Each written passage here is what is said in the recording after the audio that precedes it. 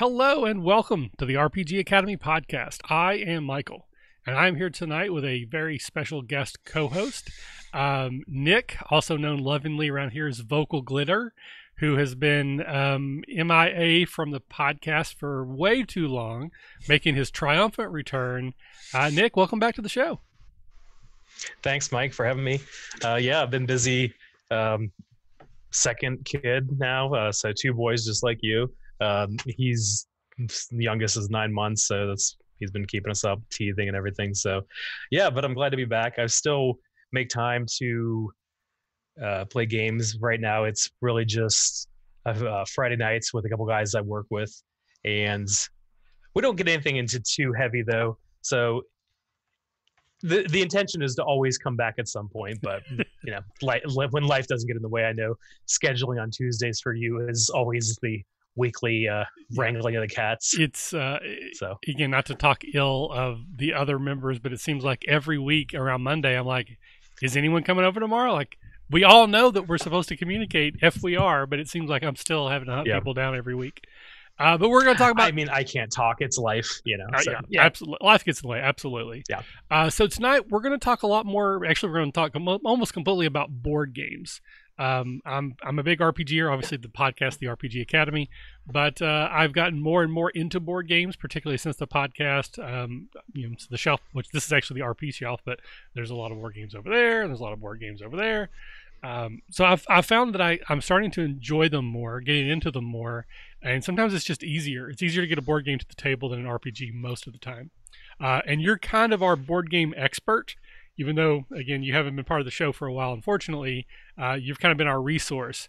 So for those who may not remember Vocal Glitter, as lovingly as I do, what was your first board game, like not RPGs, but like, do you remember having memories as a child? Was it Clue, Monopoly? And what was your first good game experience? It was probably, the standards like everyone else, Chutes and Ladders, Monopoly, Sorry, those sorts of things. I do remember playing one, I think it was called Battle Masters, maybe. It was like an early version of a Dudes on a Map, but it was this giant neoprene mat, and I would always have to talk my father coerce him over a couple days time to play it because it was involved, and I don't think we ever played it correctly, but I enjoyed the hell out of playing it. It was a bunch of giant pieces of plastic about this big with a bunch of like wolf riders on it and things like that. So I think I've looked it up on eBay, and there's still copies floating around, but it was pretty terrible comparatively. But nostalgia is not supposed to work like that. But yeah, so the way I describe board games to people now is, you say something about playing board games and people are like, oh, you play Monopoly or things like that, and I kind of liken it to the whole explosion of like the craft beer or small local brewery thing. It's, yes, there's the big name things like Hasbro and companies of that nature, but there's a lot of these independently published games, Kickstarter and crowdfunding and things of that nature. Speaking of which, Kickstarter coming up soon. Tomorrow have enabled indie developers and companies that wouldn't normally have normal distribution methods to get themselves out there and get their games published.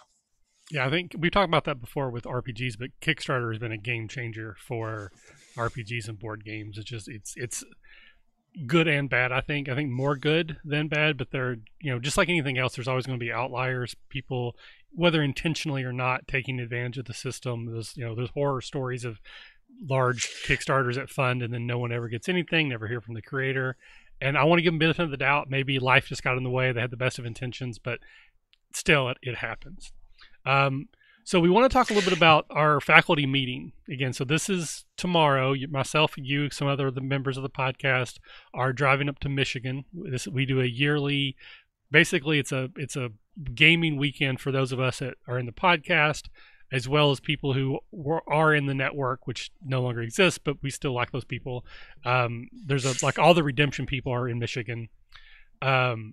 So we're all going up there. There's a few of our VIPs from previous Acadecons are going to join us, and it's basically a pretty small, like 20 people maybe, in a small one-room ballroom, I guess, in like this hotel, and we just play games as much as possible for 3 days. Like there's a little bit of sleeping, there's a little bit of eating, but for the most part, it's running games, that kind of thing. So all of us are bringing some of our favorite games. So I'm gonna ask you, Nick, what games are you bringing to the faculty retreat? Yeah, I'm him. I keep telling myself that I'm gonna try to not bring a ton of stuff, and every time I go in to the storage area where I keep the games, because my wife made me put them in there. I keep bringing another one out, and I'm like, oh, maybe just one more. And I feel like I'm going to have to maybe trim the fat a little bit. But what's on the dockets right now? Something that I just picked up and haven't had a chance. I played it solo the other day and read the rules, and I'm pretty excited for it. It's called Architects of the West Kingdom, and it's a worker placement game. What this company has done is kind of interesting. They did a trilogy series for their first games. It was the North Sea, and so I guess this is the second trilogy. They're setting in the West Kingdom, so I guess assuming they're going to do South and East at some point. But the second game in this series is currently on Kickstarter right now, and it looks to be like an action selection game, and it's called Paladins of the West Kingdom. And what they did with the first series was they did all three games, and then they did a expansion that tied all three together so that you could play all three and have like a cumulative winner, as far as what I was reading. But that's pretty interesting. It was kickstarted. I liked the way they have it. I did not kickstart the first one, but I'm kickstarting this second one to get the promos from this first one. They don't do stretch goals. What they bake everything in from the get-go, at least with this second one that I've seen. So it's like upgraded cards, wooden components, the spot UV on the box, which is a big thing. I don't know that it makes any difference, but it seems to be something that every Kickstarter there is in.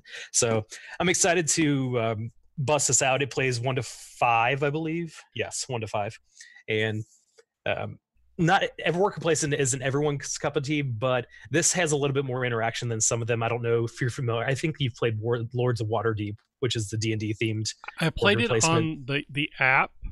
Yeah, and I didn't know what I was doing, and I stopped playing because like I just I believe with this.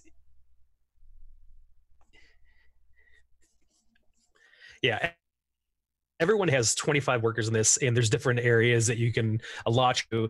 And what's kind of interesting, the mechanic here is that for every worker at a space that you put another one down, it's cumulative. So like the first worker, you get 1 wood, second one, you get 2. And then if you put 3 down, you get 3.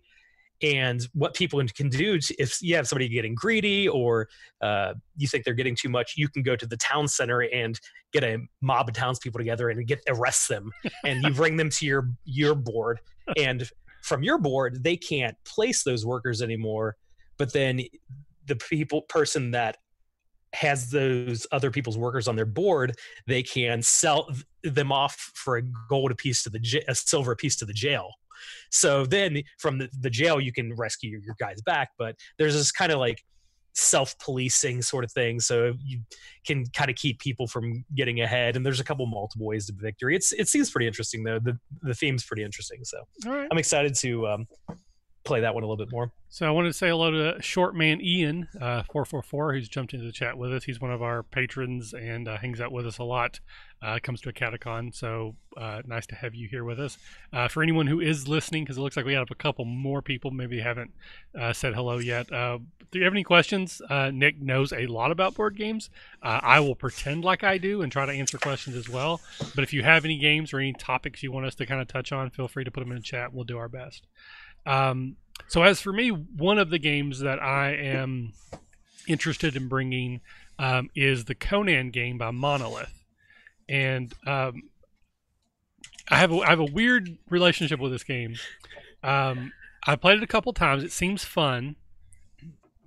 But the biggest reason why I want to play it is because I am anxiously awaiting the new game that Monolith produced, which is Batman.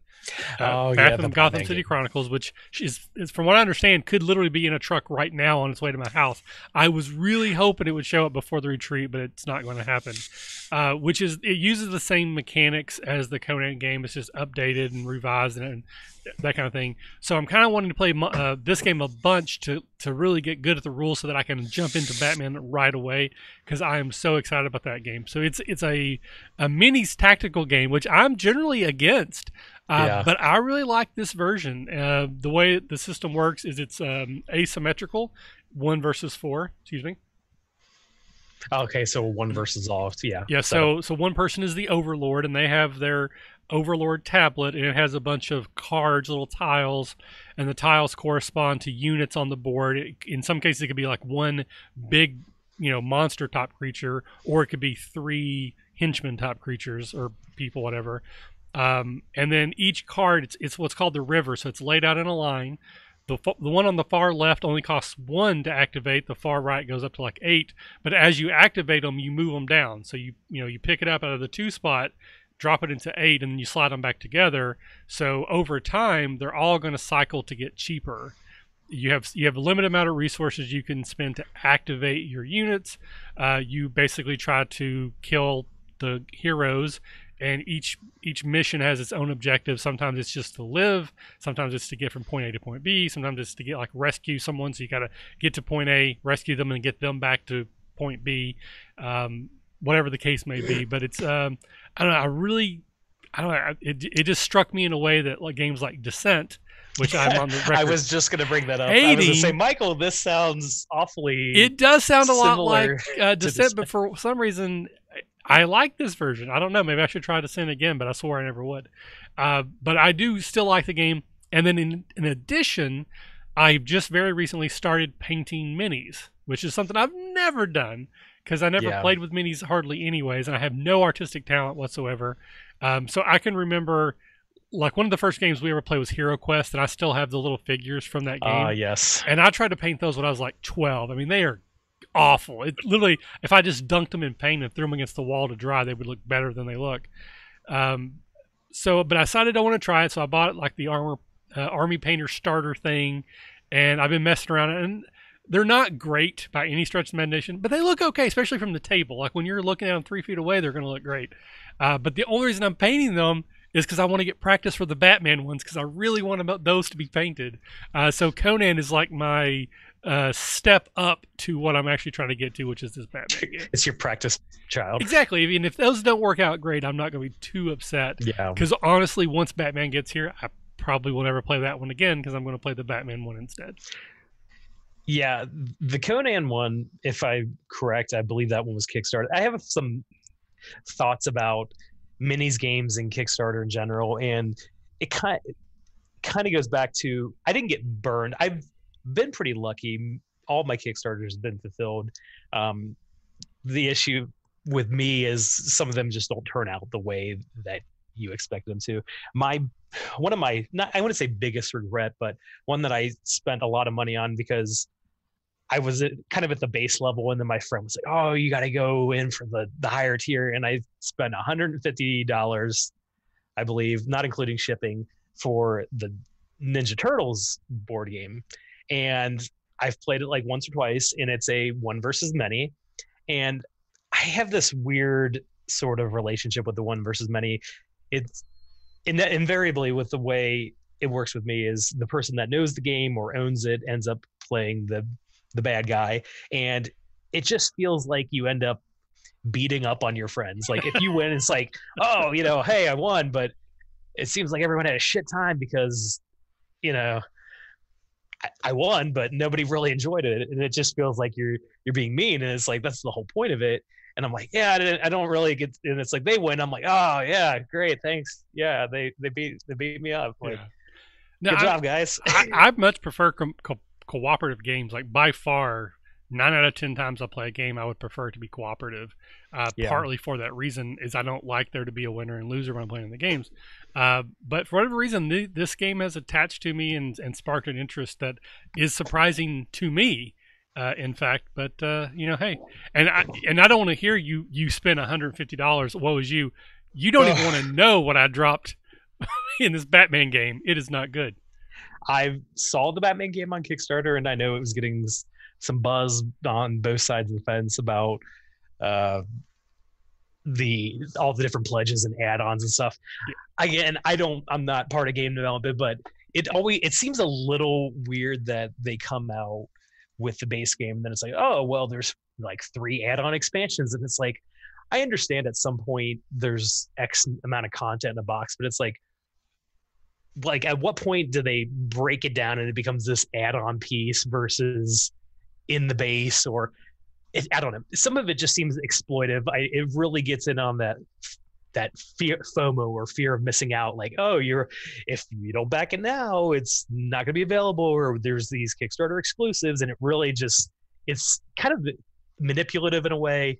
I know it's not illegal per se, but it really does kind of prey on people's like addictive right. nature, fear It's of like missing out. loot boxes or gambling. They bring you in, and again, whether it's intentional or exploitive, it works. People are going to keep doing it until the business goes away. But generally, I'm very kind of laissez-faire about Kickstarters. A lot of times I'll back them, and I'll kind of forget about them. Like I don't worry too much, and then when they show up, it's like cool. But the Batman one, I have been checking daily, sometimes more than once a day, to see if a new update is hit, because I don't even want to wait for the time it would take for the email to show up.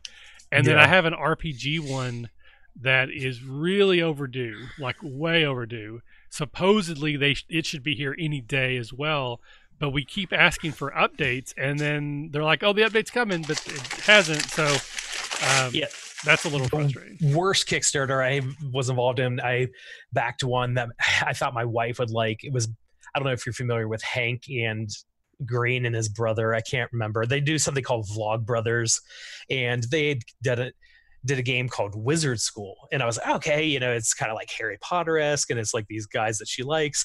And it had a really, really turbulent time getting out.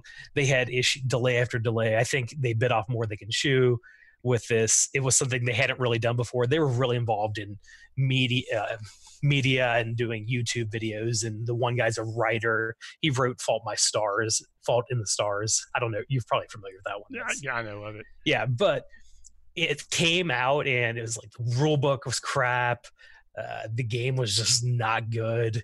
And I had pledged for an expansion that was supposed to come with it. It was delayed another, I think almost 2 years. And at that point I was like, I just asked, they were doing refunds because they realized they kind of screwed the pooch. And I will say they were not as communicative as people would have liked them to be, but they did offer the refunds. I did get my $20 refund for the expansion, and he did do a sort of a retrospective afterward with like what they did wrong, what they should have done different. And while it's like I appreciate that they're acknowledging that, it's like there wasn't a whole lot of damage control while it was going on, and that kind of left a bad taste in people's mouth. Right. Well, let's get away from the horror stories. We're gonna have a positive experience. So, what is another game you're excited to bring tomorrow for the? Well, speaking of successful Kickstarters, I've backed this behemoth. Oh my god.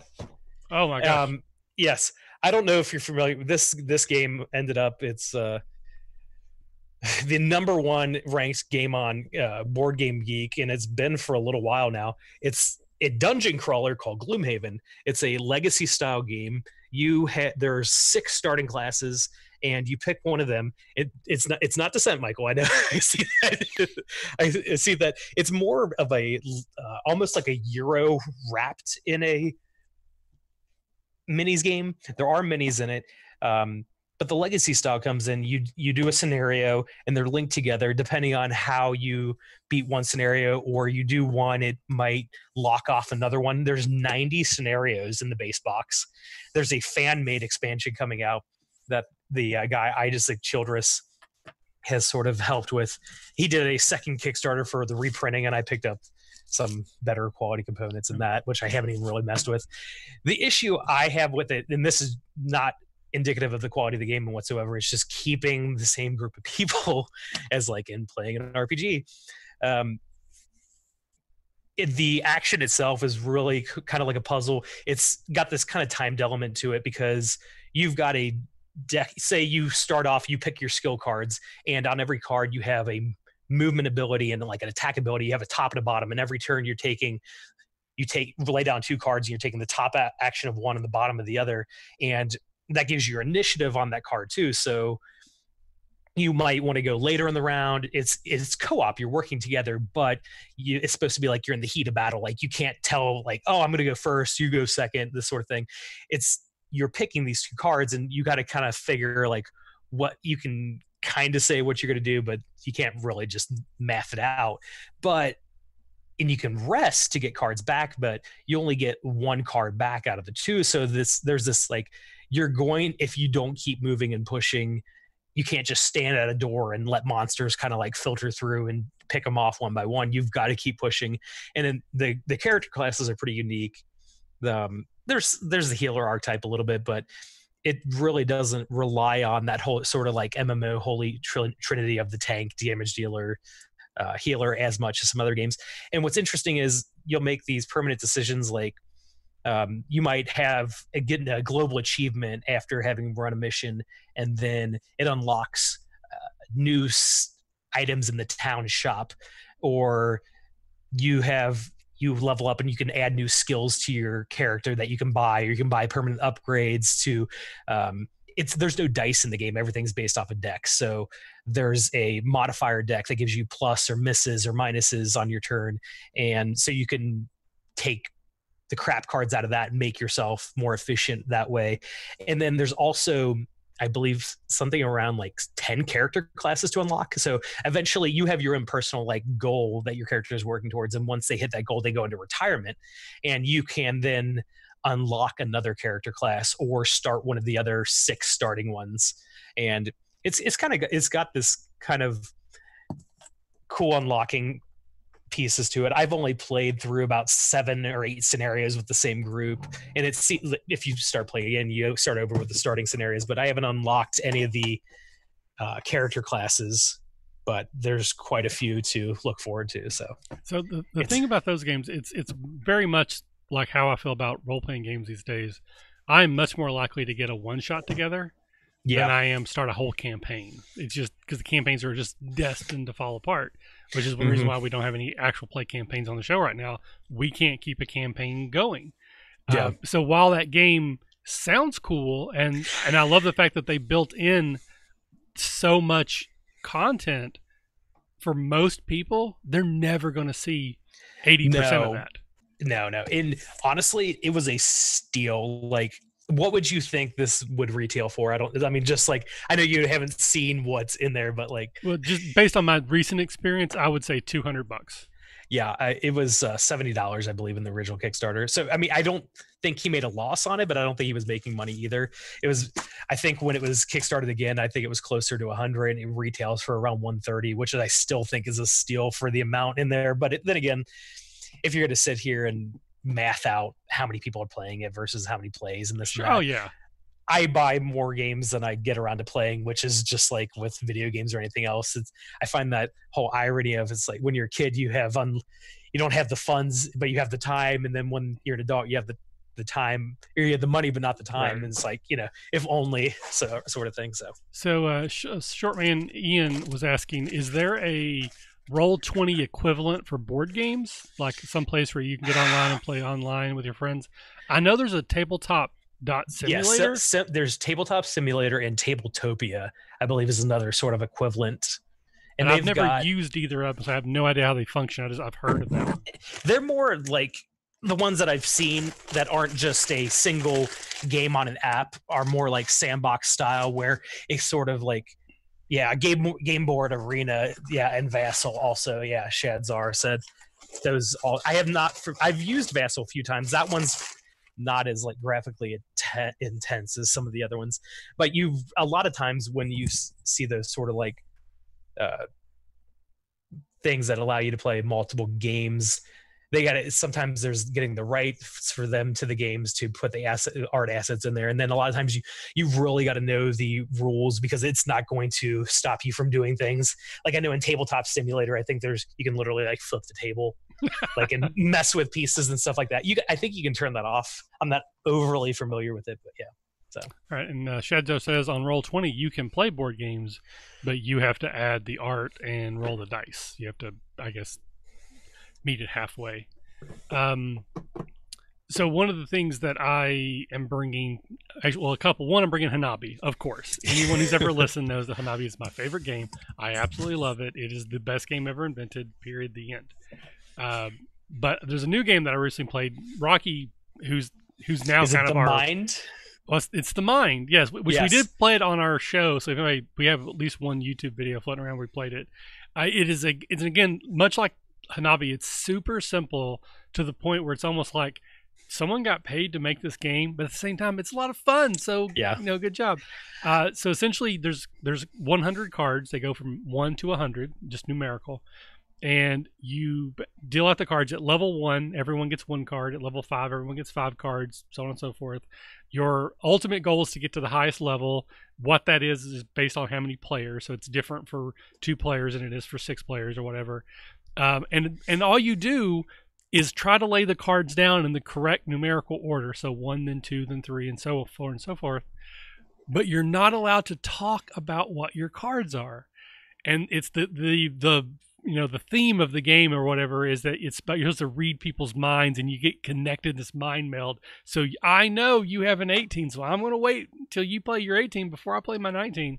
But it doesn't always go that way, and I find myself not necessarily like cheating, but I talk a lot more than you're supposed to, and I think to me that's the fun part. Is I'm like, I don't know, I kind of think somebody else might want to play, which you're not supposed to do, but it's fun to play it that way. And I don't know, we played a couple hands, and I find it to be very fun and engaging and very hard. So when you do it well, like, there's a really good sense of accomplishment when you play your 18 and someone else drops their 19 right on top of it. It's like, oh, that was great. It's almost like we were connected in some way. So I've only played it with 3 people most, not counting the one time I played it with my whole family, which are 2 kids that did not get the game very well. So I'm looking forward to playing like a full 4 or 5, whatever players are, game. Because again, I like the cooperative games anyways. All right. Shadzar, I think if you're talking about Hanabi, yes, that's the one where you don't know where your cards are. The Mind, you do know what your cards are. I've played it a few times, and you'll be happy to know I played it, and I was like, oh, this seems like a game that'd be right up Michael's alley. Like, Yeah. immediately thought, I was like, oh, I think he should play this. And I've seen it at local game shop I frequent. I think it's only like $12 or something like that, which is about right because it's a real standard sort of game. It's literally just decks one, and then it has this really weird art that makes no sense. It's like Ninja Bunny. Yeah, bunnies, yeah. But you get extra lives, so you basically, if you mess up, you're not out of the game right away, or the game isn't over. And then there's also one mechanic where you can, if all the players agree, everyone gets to put down their lowest card. Yeah. And 1, it gets a card out of your hand, and 2, it lets everybody know, like, oh gosh, Michael's lowest card was a 90. Clearly, the other 3 cards he has to be above that. So it kind of helps you figure out what you should do and kind of makes it easier to finish that round. But Hanabi, you hold the cards face out, so other people see what you have and you don't. But the Mind, you do see your cards. But again, I can't tell you that I have a 3 and you have a 7. Yeah. The game starts. Hopefully, I get my 3 down before you play your 7. And assuming someone else doesn't have the 1, and I beat them by getting the 3 down too fast, and then you lose, or you make a misplay. All right. So what else is on your stack of games to take to Family Retreat? I think this one might interest you. It's called Aeon's End. It's a deck builder. Oh, I'm listening. But you do not shuffle your deck. Ooh. They build it as it's supposed to emulate like you're fighting a video game boss. So it's cooperative. I believe it in the base game, it's you and up to, you can play it solo and up to 4 players out of this box. They've got numerous expansions. They've got a standalone expansion. They've done a legacy version and the other expansions and things like that. But the base set comes with a couple different bad guys to fight, and a couple. It's asymmetrical in that the breach mages, I think, is what they label it as, have different abilities, and you start off with.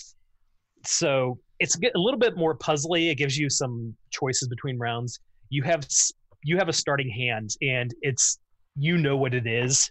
Like, it tells you what cards you get in your starting deck, and then you buy from the marketplace. It's like a market, not a buy row like think DC, but more along the lines of Dominion, where all the cards are out there to buy, and you buy them. And when you buy a card, it immediately goes into your discard. But then when the cards you play, you get to put the order of them into your discard. So there's a little bit of this, okay, how do I order these things?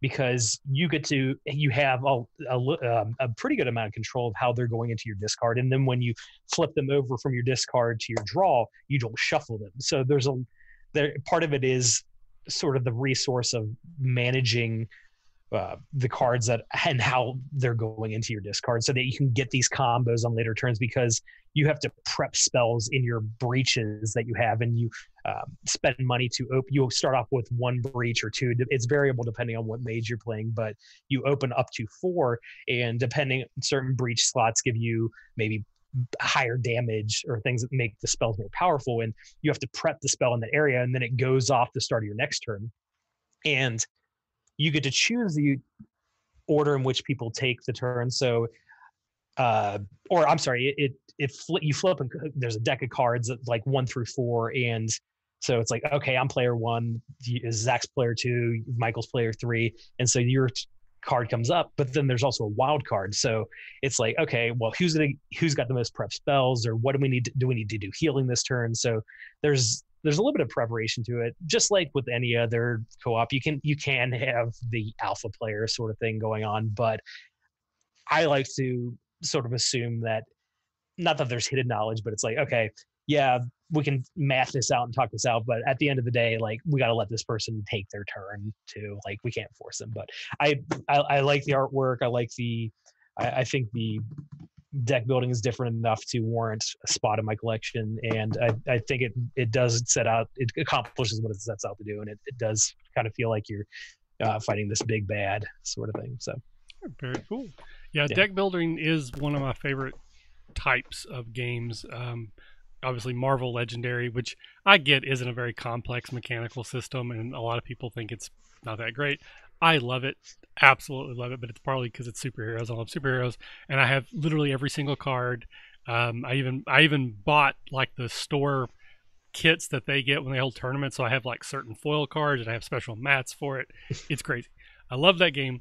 I'm not bringing all of it because it's too much. I have 3 of those big 5-line baseball card holder things, so it's just not really portable. But they came out with a Studio 10 version last year or the year before to celebrate the 10 years of the Marvel movies.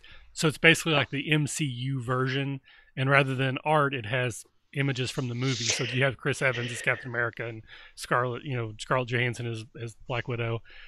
So it doesn't have obviously the full range of cards, but it's enough to, we're in a pinch. But Dragonfire is probably one of my top games right now. It's very similar somewhat to like Gloomhaven, where it comes with like a campaign mode where you're supposed to play the same characters and level them up.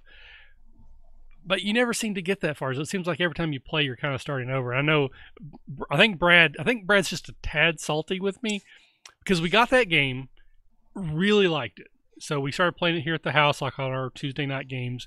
We got not super far, but we got kind of far into it because we played it 3 or 4, 5 nights in a row when we played.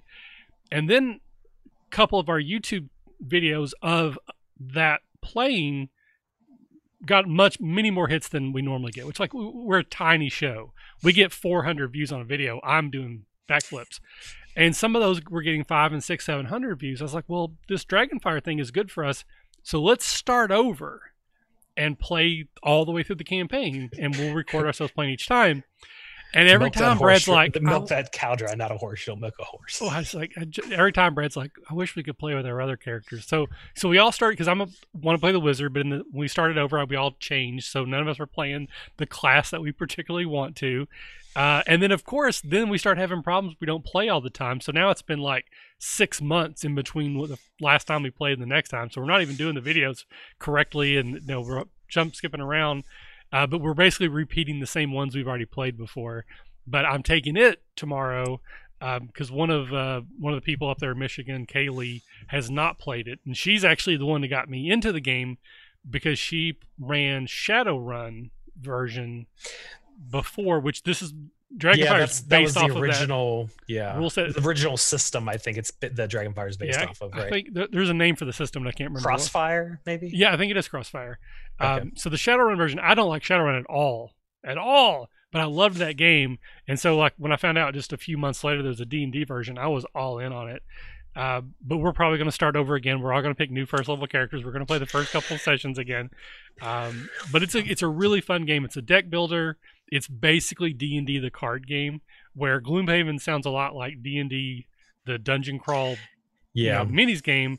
This is D&D the card game. You get a little character card based off of your race and class combo. They're already picked for you. You have starting hit points, starting gold, and then you get crappy cards to start with. You try to buy new cards. All the monsters you fight are D&D monsters, art straight from the D&D manuals. There's a campaign play, which is a little story, and I think it's in the Nintir Vale, which is like from the 4E edition. That's where you started. So if you like D&D and you like deck builders, it is a no-brainer to get this game. So why I would like to keep going in the campaign, I'm also happy to start over and show more people how to play the game because it's a lot of fun. Yeah, that's the pitfall I seem to fall into. You get the game and you have the base version, then it's like, okay, this is the more like introductory scenario, and end up you play with different people, you end up playing that one over and over again. Then I'm like, man, I had all these games where I haven't even gotten to play the like full version or the advanced rules or the variant. It's like, and then the next thing I know, I've bought 3 more games. So it's like, well, I guess I'll get around to that eventually. So yeah, again, absolutely. Now that I've started buying board games and then Kickstarter, again, I love Dragonfire, but we still don't play it as much as I would like. And when I get Batman, I'm probably going to play that, which means I probably won't play Dragonfire much anymore. Yeah. And by the time I'm getting tired of Batman, rather than going back to Dragonfire, I'm going to play something else that came out because we live in a consumer-driven world, and that's just the way it works. And I'm stupid, but then I'm going to die someday, so who cares? Then your kids can have all your exactly cardboard. Because I have been playing games with the kids, and not to get too sappy, I'm at that age right now where they love to play games with dad. Yeah. It is so sweet in even the games that like we tried to play the Mind, and it wasn't like they were terrible, but they didn't it wasn't get clicking. It wasn't clicking. But they it's just so much fun to play with my kids, and I'm looking forward to them getting just a little older so that we can play like Dragonfire and this new Batman game. And right now we play Batman Love Letter, which they both love, and they're good at it. Like they know how that game works. They figured it out. So it's not like I win every time. Like I lose most of the time. But they love playing that game. We've been playing Formula D, which is another game that I'm taking up tomorrow. It's the race car game. We play it with like even more pared down rules than the actual rules because the game has 2 modes. It has easy and like a harder mode. We play on easy, and then it's even easier than that. But they both really like playing the game. It's a lot of fun. I even got the wife to play it a couple times, and she doesn't play very many games. They like to play the Forbidden Island, which to me is like starter Pandemic. And my wife loves Pandemic. That's her favorite game that we play. So the boys get like maybe 2 years older. We'll probably be playing Pandemic Legacy, which actually sounds really cool now that I think about it.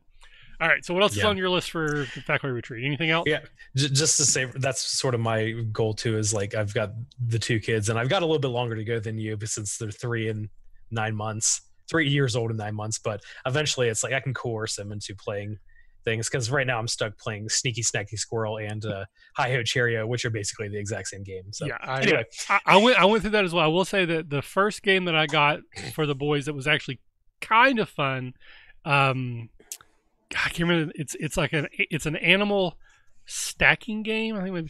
Oh yes, I know. It's by Haba. Haba, yes. It's like Animal Upon Animal or something like that. And that was actually kind of fun to play. They picked up on that right away. So my kids right now are 9, 7, about to be 8, and we've played D&D a couple times. They really like No Thank You Evil. We played Sorrow. They love to play Sorrow. Batman Love Letter, King of Tokyo, Formula D. So there's some games that we can play now. I'd say Jakey was like 6, almost 7 when we first started playing anywhere near top of these games. So you've got a little ways to go, but it's not maybe as far as you think either. Yeah. I've got about 3 or 4 more I can, let's get through real quick. Like, go through this up a little bit. Do 2 at a time, but maybe a little less each time. Yeah. So the next big one, I just bought this. I traded in some Magic cards because I have an on again, off again relationship with Magic. But I picked. It's like when you're an alcoholic. You're never not an alcoholic. You're just recovering. Yeah. Yes. You're a recovering Magic player. Yeah. I picked up Mansions of Madness, which I sort of threw out there because I know Michael Franke and is a big Cthulhu, Arkham Horror Files universe fan, and I remembered Tom is also. And this is the second edition. The first edition didn't come out like too terribly long ago. That's a Fantasy Flight thing, is redoing the editions and then selling it to you again. But the big thing about this one is it was a one versus many. Like somebody played the Keeper, which was the bad guys, but this version has a fully integrated app. You have to have the app on a iPad or a phone or something of that nature to play, and you plug in which investigators you're playing and the mission, and then it sort of runs the game for you. Like you move, it is similar to some of the other Arkham stuff where you're moving around and then just doing something, but there's a little bit more to it than that. Like you'll go and investigate something and you actually solve puzzles on the app screen. Like there's a number puzzle or lock puzzles and things of that nature, and it'll spawn monsters. So if you own more expansions, you got a wider variety of tiles and monsters, and every time, even if you're playing the same scenario, it'll randomly generate the rooms and the things that are in the rooms.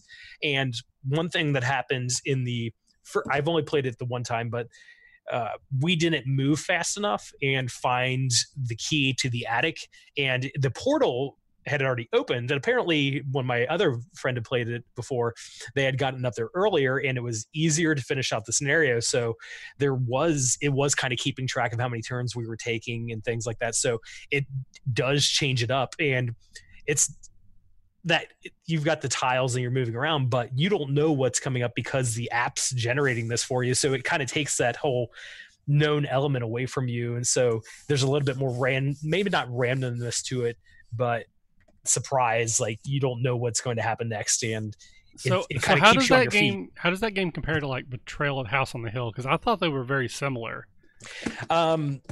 Betrayal, it's weird. They do have a kind of a trader mechanic in this. Like you can go insane and you don't know what. Well, I mean more like condition they have on this. As you're exploring the room, yeah, like you turn over tiles. So is it just a map, or do you lay out tiles? How do you lay out tiles if the app's telling you what to do? The app tells you, like it pulls up the tiles for you, lay out those tiles, and then you lay out the tokens on there, and it tells you you tell it what you're clicking on, and then it'll generate monsters, and it handles the monster damage and the attacks, and it does all the bookkeeping for you. Okay. Which is kind of nice. And it'll give you little snippets of things to read about like what happens, or like and it plays music and has a narrator, so there's a little bit of like an atmospheric kind of thing to it.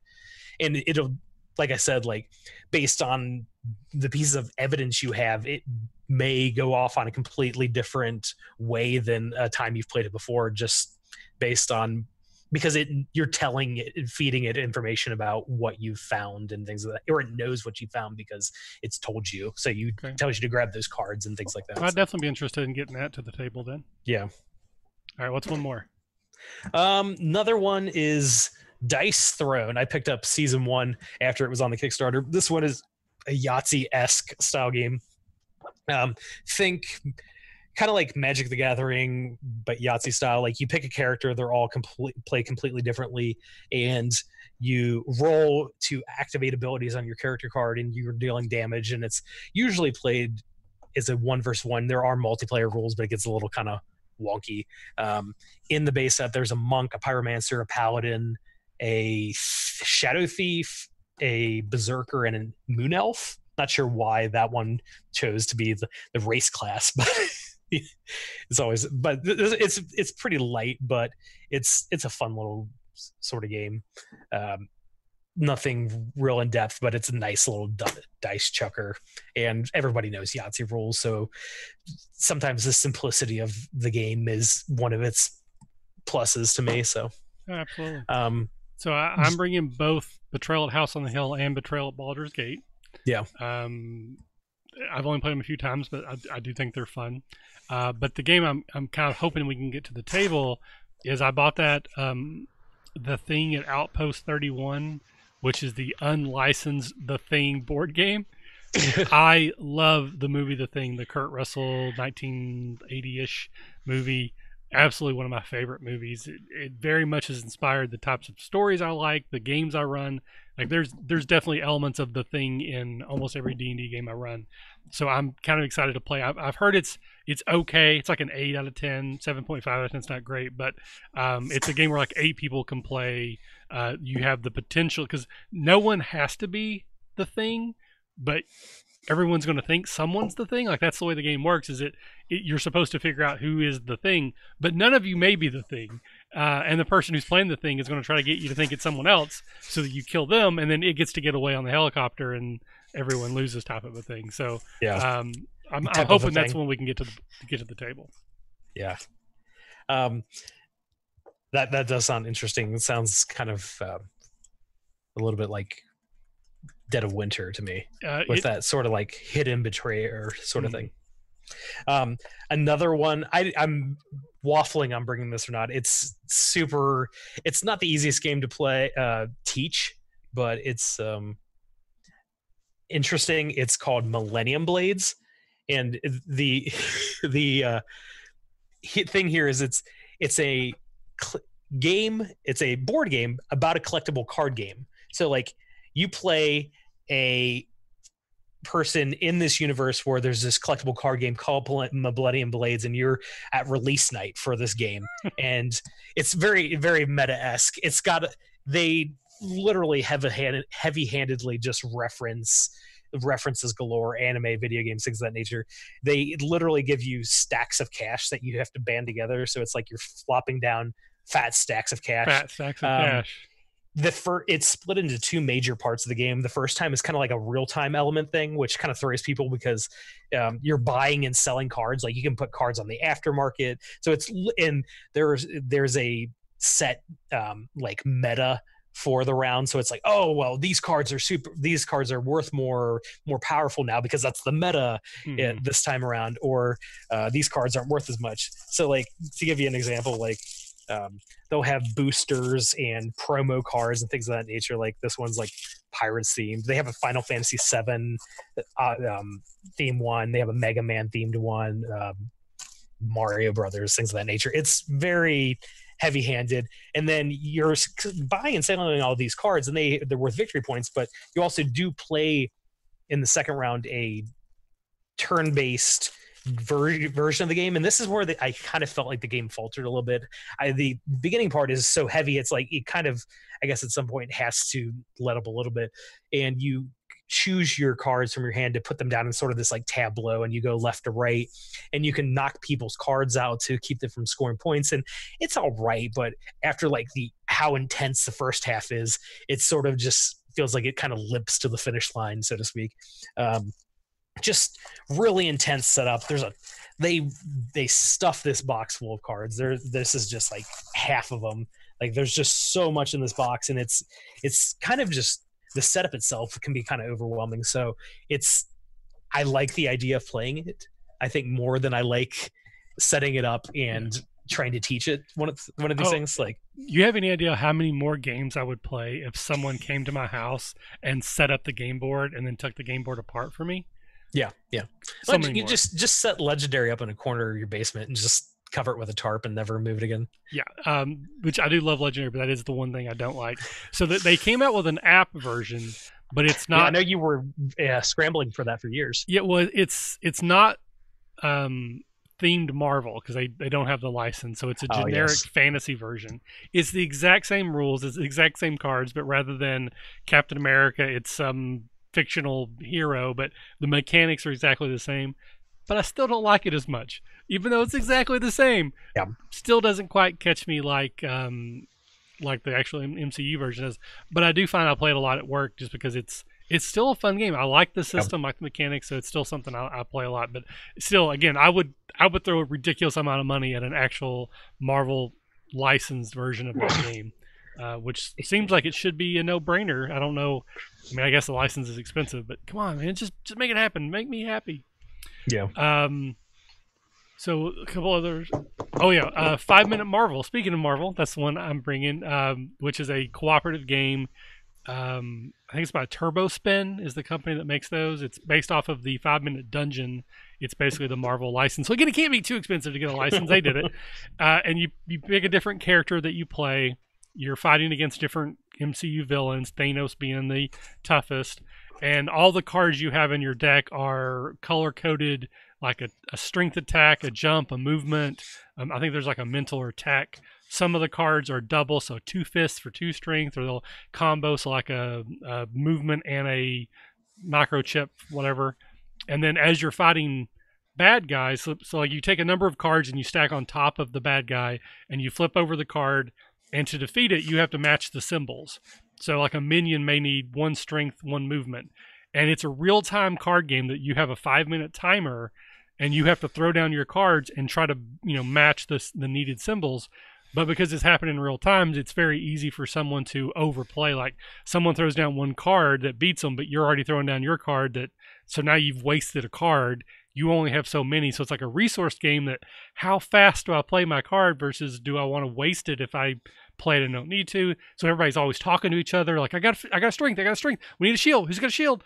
And it's just anytime you play a card, you draw a card. So you're constantly in this motion. And in the Marvel version, the change up or the addition is that you have a separate deck that is specifically for your character that has additional powers. Usually it's just like super powerful cards that relate to like 3 strength or whatever, but they also have certain things like defeat a minion for free, defeat the next boss for free, defeat or someone else can draw 3 cards, whatever. And you can choose anytime you draw a card to draw from your main deck or from your side specialized, more powerful deck. So you get to choose as you're going which one you're going to go through. So it literally takes like 5 minutes. You set it up in 2, play it in 5, you put it back up in 2. So it's a quick game, but I find it's a good like icebreaker. Like it's first game at the table, everybody's yelling and talking, and kind of loosens everybody up and gets everyone ready to go for the more complex game. So interesting. You got anything else?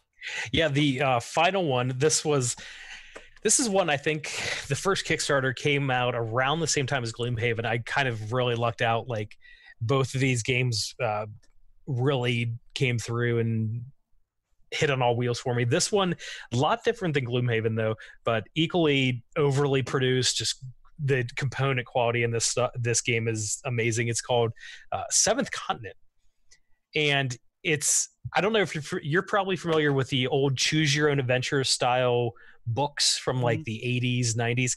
This game is meant to emulate that. And so the base, I got a couple little expansions with it. I didn't do the second edition with like 2 or 3 more expansions. I really was thinking about it, but this is kind of cool. Like the box itself has 3 trays in here that you can just pull out the cards, and what you do is you pick an adventurer, and it's definitely not like real world. Like there's I think one of the characters you can be is H.P. Lovecraft or Marie Shelley. I think you can, and then you can get the Frankenstein card and things of that nature. But it's a survival, like think I don't know if you played Flame in the Flood or one of those survival style video games where you're just trying to stay alive. So and it's cooperative. So you get here and you can choose. The same person can keep taking a turn over and over and over again. There's benefits to staying together because then you can take group actions. But you're going around and you're exploring the island. So every card in here is like a map tile, and they give you they didn't have to, but it's like a little magnifying glass, and you can find hidden numbers on the cards. You can go around and do different things. It's really got this cool, like, kind of mystery. You're trying to solve the mystery. Like, you keep having this dream about this. You went to this continent and you keep having this dream and you were cursed, and you have to go back and break the curse. That's why you're back here. And you got to actually solve a puzzle, or else you just keep ending up going around in circles. And it comes with, I believe, 4 or 5 curses I think I got in the base box, and they all play completely differently. It uses different areas. Like there's a desert themed region, I think, and a mountain themed region. And it's just it's so unique. I've never played anything like it, and I don't think there's even still anything out there like it. So like you place the cards down, it shows you how to place it down, and you flip them over and things happen, and you have to go do things like go hunting and stuff because your deck's thinning out and you have to get food and health back into your deck. So you've got to kind of like manage your resources on top of like trying to solve this curse. So you're under a little bit of a time pressure, and you can overhunt an area. So then there's not any resources left. Yeah. And they have a way to sort of save your game, because you can just take, I think, the main tile that you all move together, and then you take that tile and the couple around it, and it gives you a spot in the box to keep those separately. So then you can sort of reset and continue from where you were the last time. But there is, I guess, that sort of aspect to it where it's like, if you've played and solved a curse once, like playing it again obviously can't lobotomize you from knowing what the answer is. But the fact is, I mean, how many, again, it's kind of like with Gloomhaven, how many people are going to get through all the content anyway? Right. So but the quality of the content in the box is outstanding. The game itself is not like anything else I've ever played. Would really love to get a few more plays on this weekend too, but something just very unique. So I'm not bringing it because we've already played it and beat it, but there actually is a choose your own adventure board game. Yes. Card game, I guess, called Danger House, which I hope they come out with more, because I've had a really good time playing these games. I played it at Gen Con where we learned about it. Were you there for that when we played it as a group? I'd not played with you, but I have played that before, and I did enjoy it. It was very pretty, like, not to say this is a bad thing, but simplistic. This is kind of like, I guess, that same idea, but like on steroids, and it's got that like kind of like survival aspect to it. I think with this, there's probably a little bit more replayability, but I did enjoy the Danger House thing. It was something easy to get to the table. I thought that was pretty interesting. Well, we played it. We played it as a party game. So I think there were like 8 of us, and at some points people came in and out. We played this at a Catacon last year at the VIP event, and we would just basically take turns going around the table, and every time you read the card, you had to read it in a voice. And anyone who knows me knows I have like 2 voices, so it's very difficult. So I relied on my terrible Southern "I had to declare" a lot. But some other people's table were actually really good at voices, so it was just fun.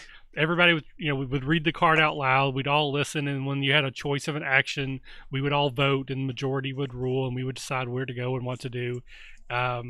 It was a lot of fun. I mean, I really enjoyed playing through that game. It comes in chapters, and I'd already played chapter 1 and chapter 2 before. But again, it's choose your own adventure, so we went in different directions, and it was a different experience. But I kind of feel like we should have stopped at like chapter 4, but we kept going until we got all the way through it, and it was just a little longer than it needed to be. It still was a lot of fun, but it would have been more fun if we cut it in half and then played the other half later. But yeah, I really enjoyed it. I hope they come out with more of those. I definitely will add more if we do. I'm not taking it because I've already played it, but I played a couple of these unlocked games. Unlocked games, yeah. Which are kind of like escape rooms in a box, sort of. They're pretty good. They're okay. The problem I run into is that when you do have an issue, there's no way to correct it easily. Like there's one time where we thought I don't know exactly how, but we messed up and didn't realize it. So we had a card that we shouldn't have had yet. The system doesn't know we messed up. So we're asking for hints, and it doesn't know that we have the card, so the hints don't make any sense. So then it just becomes like, well, it's not really fun at this point, because like when you go to an escape room, which I love escape rooms. Yes, I've done a few, and I like and them you say, more. hey, we need help. The person can tell you, hey, you didn't look behind that, or the numbers are backwards, whatever. The hint makes sense to what you're doing. With this app, if you get off trail, there is no coming back. So you kind of have to be perfect. Yeah. Or start all the way over. But again, they're fun. They're like $12 each or something. Yeah, I was gonna say, I know the price point is pretty low for those, so that helps out a lot. And well, it helps if you don't cheat, Michael. So yeah, well, I don't want to cheat, but yeah, I know. If you have to, you have to. So yeah, I'm trying to think. I think that's pretty much all I'm taking. I know some other people are bringing games as well. Yeah, Michael's bringing Eldritch Horror, which is like his favorite game, so that'll be there. I am taking a couple RPGs just in case. I know that I probably will run Scooby-Doo Dread. We had a couple people who requested specifically I run that for them. It's kind of my go-to convention game. I love it. I love that game anyway, so I'm happy to run it for some people who haven't had a chance to play it before. But for the most part, this is going to be a board game event. We're leaving tomorrow around 12. Hopefully be on the road by 12:30. We'll be in Michigan by 6. And pretty much it'll be playing, a little bit of sleep and a little bit of food for 3 days. Yeah, I hope not to get sick. Like some of those conventions. And real quick again, just because I think it would be up your alley, a game that I'm not planning on bringing, but it's a deck builder again. But the interesting thing here is called Mystic Veil, and what they do here is you start off with hands of cards. The mechanic, or I guess, or gimmick that you would say here is that you build your cards by adding in these. You have these clear plastic things, and you put them into the sleeve, and you kind of build your cards that way by giving yourself additional actions on the card. And it's kind of got like a push your luck mechanic to it. You can keep drawing cards and comboing, but if you could spoil, I guess the theme is that you're a druid trying to cleanse the lands, but you have these things on base. You have these spoil icons here, and you can essentially bust. Like if you think of like blackjack, but it's kind of got like a push your luck thing to it. And there's got some interesting things that they do with the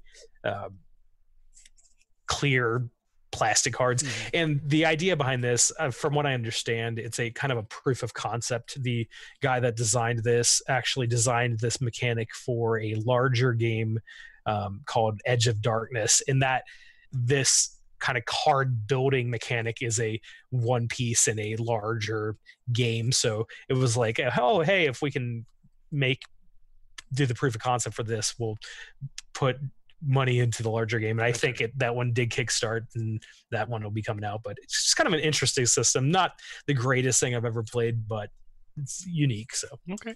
Well, we have a couple people in chat. If anybody has any questions, again, it doesn't have to be board game related, though that helps. Can be for myself or Nick, hopefully both. But while we're waiting to see if there's any questions in chat, just a quick reminder that tomorrow, the Catacon Kickstarter will go live. I'm hoping to get this episode out on the actual feed Monday or Tuesday of next week. So if you're listening to the audio only version, the Kickstarter's already been live for 3 or 4 days. If you can come to a Catacon, it's a great time. If you can't come, but you're willing to even throw $1 our way, I'm happy to have it. Having a good first day is crucial for a Kickstarter. And while we have been successful every time before, and so I should have full confidence that we'll be successful this time, I'm the type of person that has anxiety, and I'm worried that we are not going to fund this year, and it's all going to come crashing down around me. So I would love to have a good first day. 50% first day is kind of standard for successful Kickstarters. We're a little bit different because we're not a product, we're an event, so it's not quite the same. But still, if we can get to 50% or more day one, I will be a lot more comfortable.